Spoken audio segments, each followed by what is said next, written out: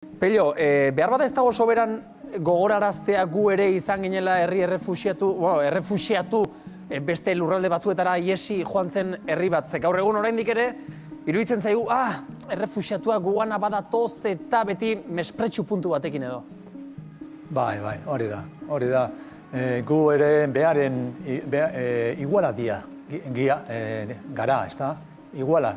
Eta, sobre todo, historia hau dakigunean, Euskaldunak ere gerran, ondorion, junginela umeak, eta ondo onartu eskuen Kuban, o Inglaterran, o Rusian. Ego Ameriketako beste herrialde batzuetan. Oso ondo onartu eskuen.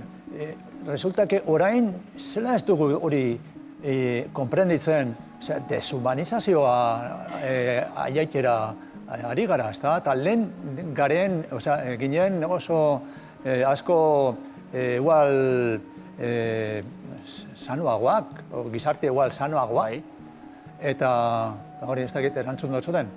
Nik iritsi da, zure ustez, izaskun mespretxo hori, beldur hori sentitzeko joera? Bueno, nik da, uste dut dala zoze gizartian zabaldu dana, ez? Ideia hori datozela guri lanak entzen, diruak entzen, laguntzak entzen, eta danak entzen.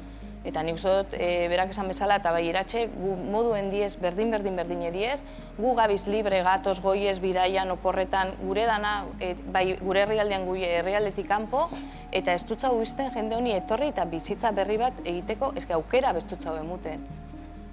Ezin da ulertu. Eta nik uste bai dala, zehozez gizartean zabaldu dana, ez dakit.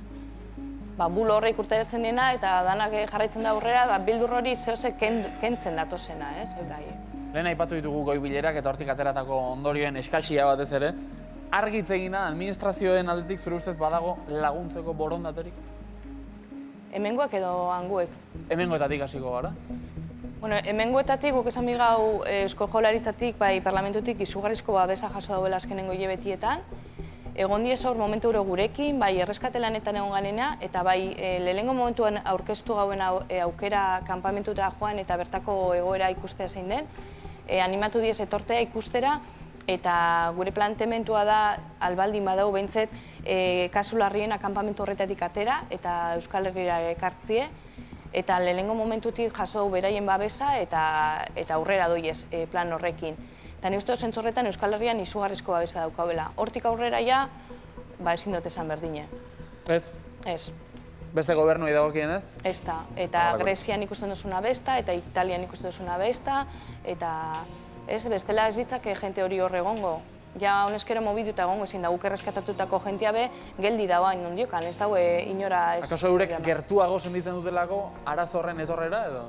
Nik uste dut baietz, ez da bilako nahi jende guzti hori pilatzea beraien herrialdetan, ez?